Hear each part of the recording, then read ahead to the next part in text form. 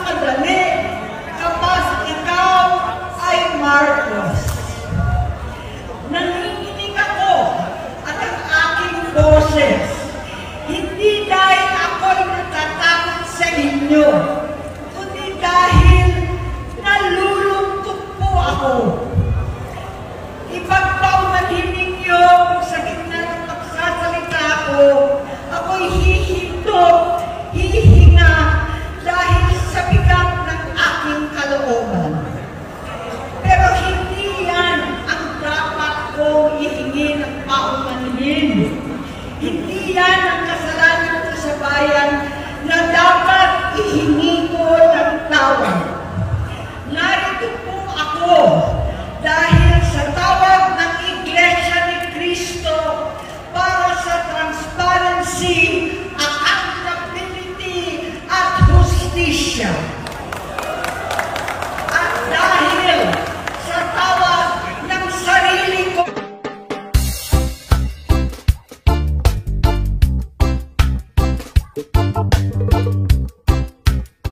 konsensya bilang senador, bilang kapatid, bilang Pilipino. Bata pa lamang kami ni Bongbong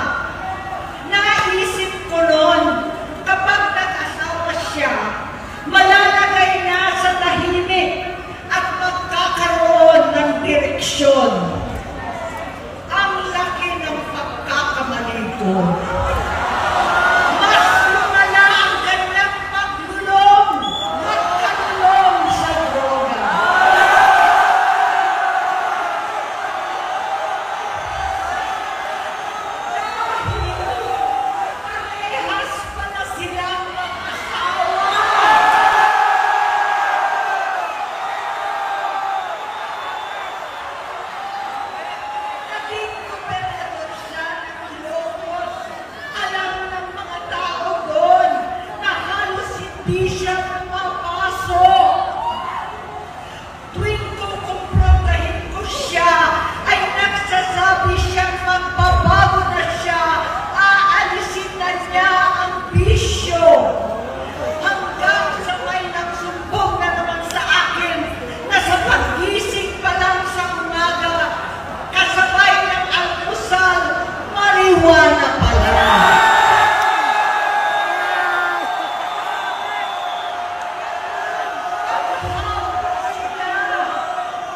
Lahat sila nagiinom na ng gumagamit ng cocaine. Kasama ng asawa at barkada. Tulad ng ama ko, kinastigo ko ang mga barkada niya. Ang nasirang si Bong Dasa, si Edwin Cruz, Inigo, Tony Boy, Sam Anton, alam po ninyo yan. Paano nagre-resign na sa takot ang mga pulis nila at staff dahil sa lumalalang bisyo? Inayos ko sila dahil gusto niyang ituwid ang buhay niya. Gusto niyang mag-vice-presidente. Hindi siya pinalad at lalo nagkaroon ng oras para sa bisyo. Simula noon, naging malabo sa amin ang lahat. Kaysa mag-away, bigla na lamang lumayo ang loob namin sa isa't isa. Noong 2016, kasabay ng kampanya ni dating Pangulong Duterte laban sa droga, lumabas ang pangalan ni Bongbong sa listahan. Nakasama siya sa listahan ng mga celebrities, mga artista, Maricel Soriano,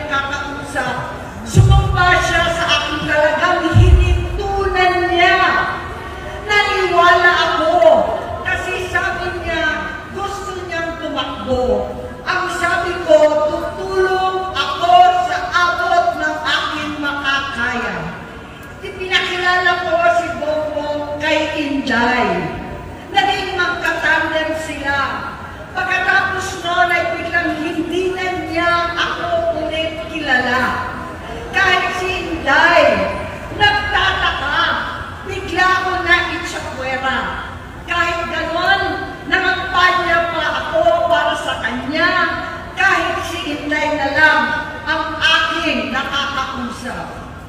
Hindi ko alam bakit ako nakabang sa headquarters nila sa Mandaluyong. Hindi ko alam bakit walang nagre-report sa akin tungkol sa kampanya. Sa totoo lang, masakit mang aminin, nung dinidisqualify na siya, halos papaboran ko na sana dahil may nagsumbong sa akin mula sa kanyang campaign team na gumagamit na naman siya. Nung sinabihan ko, siya at mga taong nasa paligid niya, nagkaisa silang tuluyan akong alisin sa kampanya na ako naman ang bumuo. Sinabi nilang gusto ko na siya ay mag-disqualify para ako ang pumalit. Hindi totoo yun! Iniisip ko ang kalagayan ng aking kapatid at paano siya magsisilbi kung ganyan ang kalagayan niya. Pero pinaparating sa akin na hindi siya lulong at minsan na lamang tuwing nagpa-party. Hindi ko maipaliwanag bakit gusto kong maniwala at hindi mawalan ng pag-asa. Noong nanalo siya, naging pinakamalayo na kami sa isa't isa. Maliban sa opisyal na takbuhan at kapag pumupunta yung nanay namin, hindi ako sumama sa loob ng 3 taon dyan sa Malacanang. Dahil lantaran na doon ang inuman, ang paggamit nila ng cocaine at mga bawal na gamot. Hindi ba nila nakikita, naririnig, kakaiba na siya magsalita, hindi na maintindihan kung ano-ano na sinasabi at wala na sa sarili. Nagtatago sa kabaitan niya ang pang-aabuso niya sa droga. At nagbunga na ito ng mga nakakapinsalang maling desisyon. Hinayaan niyang kumilos ang mga nakatalibot sa kanya. Yung mga umaastang presidente habang nilululong siya ng mga ito. Hindi na kami nagkausap. Sa harap ng publiko, pinipilit ko magmukha kaming maayos. Pero wala na kaming koneksyon. Hindi ko hinihiling na maunawaan ninyo ako, lahat kayo. Sa palagay ko, ang makakaunawa lamang sa akin ay ang mga pamilya may pinagdaanan sa adiksyon, sa inom, sa sugal, sa alak, sa bisyo, higit sa lahat, sa droga. Pag hindi ko siya nakakasama, buong aking loob na ipasok sa institusyon, ipagamot, iparihab ko na yan. Pero tuwing maghaharap kami noon, hindi kaya ng aking kalooban na gawin yon. Tuwing magsasabi siya sa akin na magbabago na siya, hindi ko siya kayang tiisin. Hindi ko kayang ipagkait sa kanyang pagkakataon at pagbabakasakali, umaasa ako at laging nananalangin na sana, oo nga, nagbago na siya.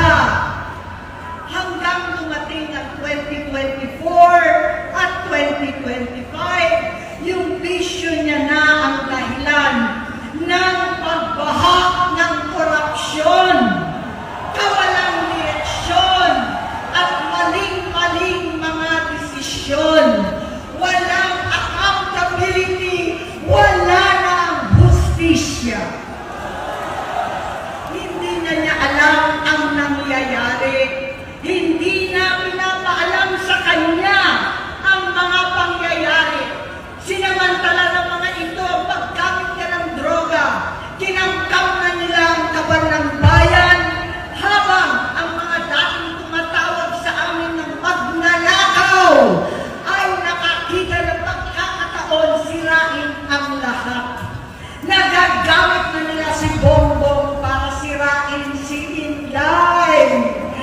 tinutulak pa nila si Bongbong at ang bayan sa bangin para umastang tagapagligtas.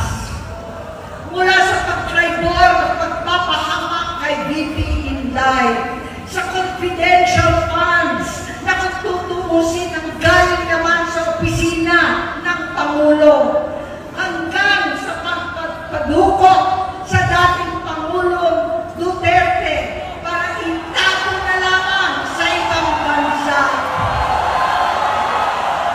Ang kabaitan ni Bongbong ay naging kalupitan. Karapalan ng pagtatakip sa kanya ng mga nasa Congress, sa Senado, mga miyembro ng kabinete. Kitang-kita na ng taong bayan, wala nang puwang ang kahihiyan. Para bang nauulit ang bangungot ng kasaysayang dinanas namin noon. 68 years old po ang tatay ko nung pinatalsik sa pwesto. 68 years old na rin si Bongbong ngayon. November 17 din, noong 2021, nung nakumbinsi ko si Inday na magbise kay Bongbong. November 18 po, bukas, ang ikatlong araw natin.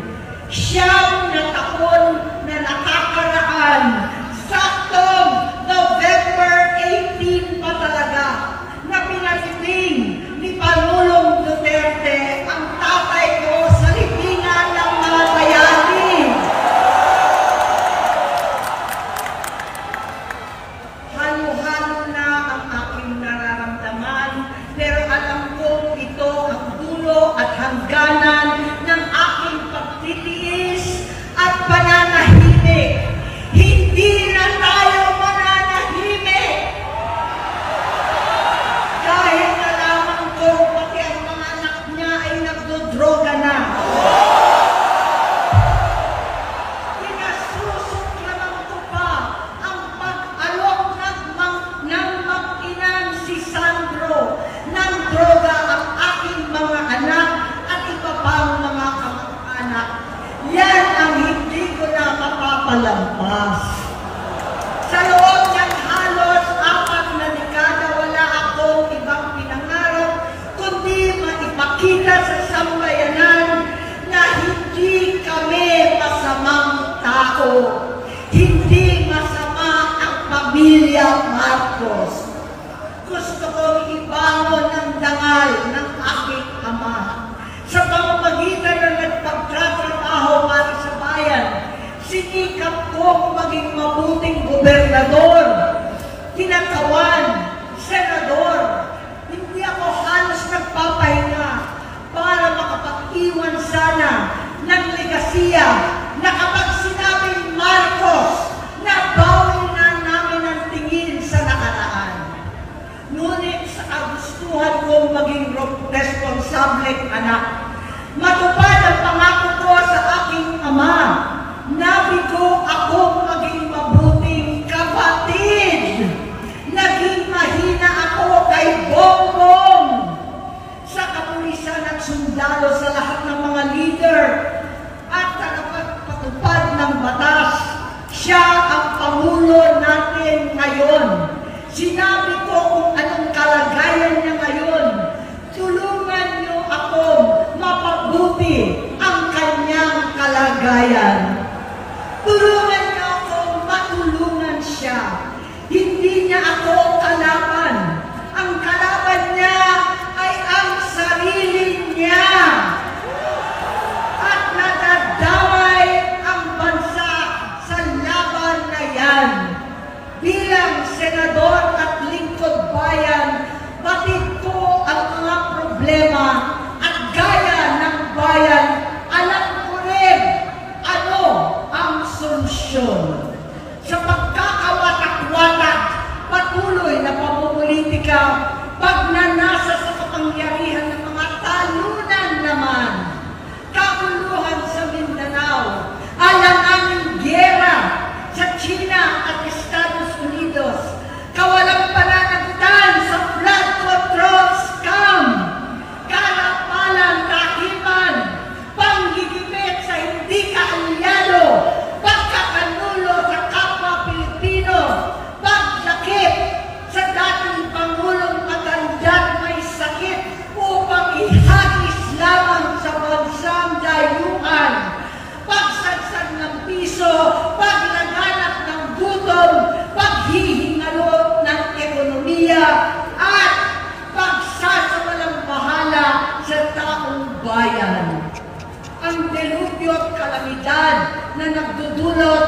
parusa. Ang korupsyon na nauwi sa kawalan ng tiwala at hustisya sa Pilipinas, sa kanyang pamahalaan, lahat ng yan ay masusolusyonan kung ikaw, aking kapatid, magsaayos ng iyong sariling kalusugan. Kapag humupa ang ingay sa politika, kapag umuwi na kami sa aming pamilya, hindi bilang senador, kundi bilang ate, bilang si Manang Aimee ni Bonget, kaya ito sasabihin sa harap ng taong bayan, sa harap ninyong lahat, at sa harap ni Bongbong. Bonget, magkatatlong taon na tayong hindi nakakausap. 3 taon ko nang sinusubukan muli na ako'y pakinggan. Siguro ngayon ay makakarating ng buo ang gusto kong sabihin. Walang mababawasan, hindi madadagdagan. Bongbong, nag-aalala sa iyo si Manang. Tuwing nakikita kita sa TV, gusto kitang puntahan. Napakalaki ng pinagbago mo. Itsura, pagsasalita, takbo ng pag-isip. Minsan, napapatanong ako sa sarili ko, ikaw pa ba yan? Si Bongbong ba talaga yung nakikita ko? Pero ako, aling ko, ako pa rin ito. Ako pa rin ang ate mo na tumayong ama't ina sa inyo sa ibang bansa. Ang kasama mo sa sumubok na sanggain lahat ng sakit para sa iyo. Ang kapatid mo na hindi ko kailangan hingan ng tawad dahil agad ka nang iniintindi at tatanggapin dahil mahal kita. Nasa Bagong Tipan, kay Lucas, Kapitulo 17, versikulo 3 hanggang 4. Kung magkasala ang iyong kapatid, sawayin mo siya. At kung siya'y magsisi, patawarin mo siya.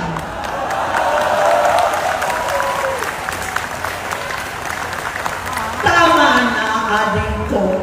Tapusin mo na ang paghihirap mo at ng bayan. Gaya nung umalis tayo sa palasyo, kaya mo pa rin hawakan ang iyong kamay, huwag kang matakot. Malaki na ang dulot sa iyo ng droga.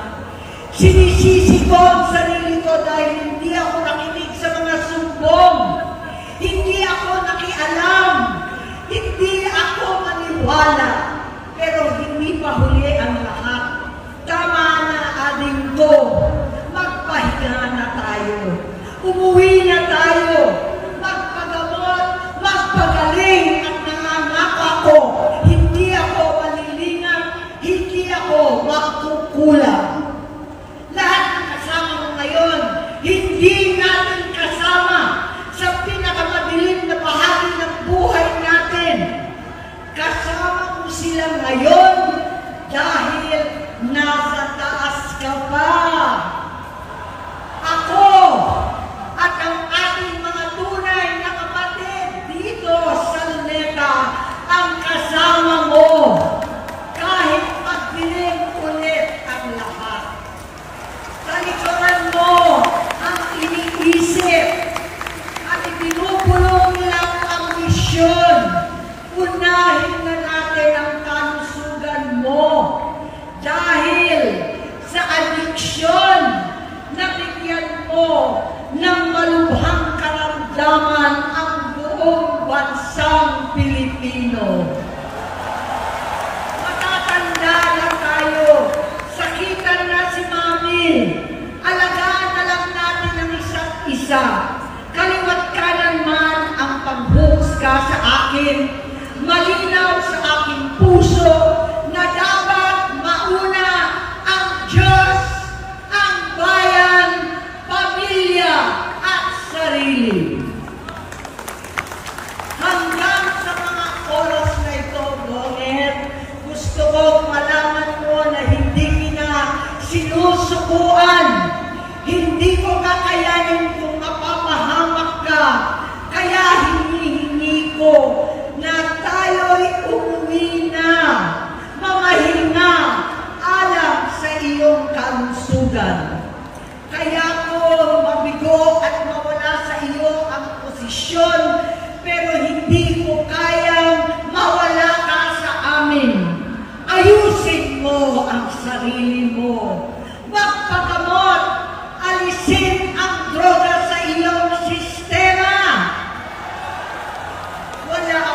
ibang gusto kundi gumaling ka, malagpasan natin ito muli.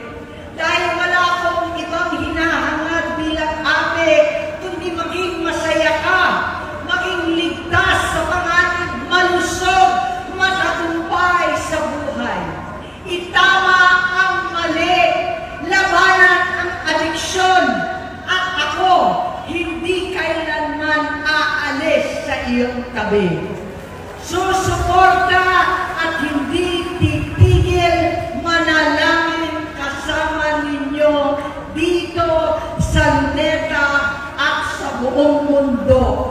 Dahil iyon naman ang tungkulin at ibig sabihin ng salitang kapatid, kapatid, mabuhay kayo.